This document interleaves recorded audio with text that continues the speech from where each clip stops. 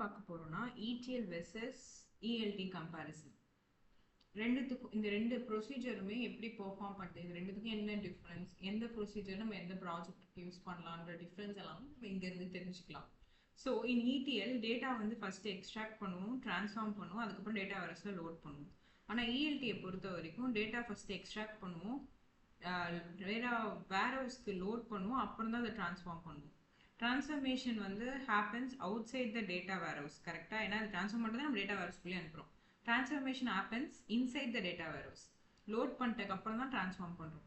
இது வந்து ஒரு ட்ரெடிஷ்னல் ETL வந்து ட்ரெடிஷ்னல் டேட்டா வேர்ஹவுஸ். இது வந்து மாடர்ன் கிளவுட் பேஸ்டு வேர்ஹவுஸ். இது செப்பரேட் ஸ்டேஜிங் ஏரியாஸ் தேவைப்படும் ETL ட்ரான்ஸ்ஃபார்ம் பண்ண. இது வந்து reduce the need for separate staging system இதுக்கு தேவைப்படாது, ஏன்னா நம்ம டேட்டா வேர்ஹவுஸ்க்குள்ளே தான் பண்ணிக்கிறோம்.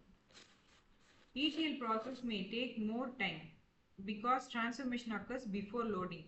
லோட் பண்ணுறதுக்கு முன்னாடி டிரான்ஸ்ஃபர்மேஷன் நடக்கிறதுனால அதிகமாக டைம் எடுத்துக்கும். இது வந்து ஃபாஸ்டராக லோட் ஆகும், ஏன்னா ரா டேட்டா வந்து டைரெக்டாக லோட் ஆகிடும் முன்னாடி.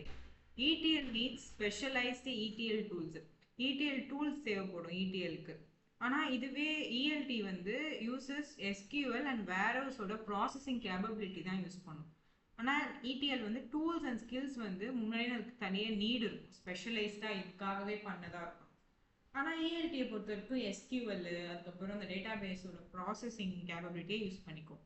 Strong data cleaning before loading. ETLல வந்து டேட்டா முன்னாடியே க்ளீன் பண்ணிடுவோம். ஆனால் ELT வந்து ரா டேட்டாவை அலோவ் பண்ணுறது மூலயமா ஸ்டோர் பண்ணிவிட்டு அதுக்கப்புறம் தான் ட்ரான்ஸ்ஃபார்மே பண்ணும்.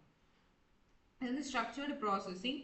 இது வந்து வெரி லார்ஜ் வால்யூம் ஆஃப் டேட்டாஸை ஹேண்டில் பண்ணுறதுக்கு இதை யூஸ் பண்ணலாம் நம்ம.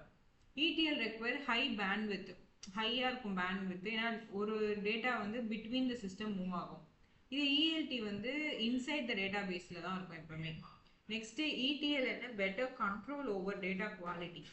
பெட்டர் கண்ட்ரோல் கொடுக்கும் டேட்டா குவாலிட்டி பிஃபோர் ஸ்டோரேஜ்க்கு. ஆனால் ELT வந்து ஃப்ளெக்சிபிலிட்டியாக இருக்கும், குயிக்காக இன்சைட்ஸ் கொடுத்துரும், இதெல்லாம் பண்ணும்.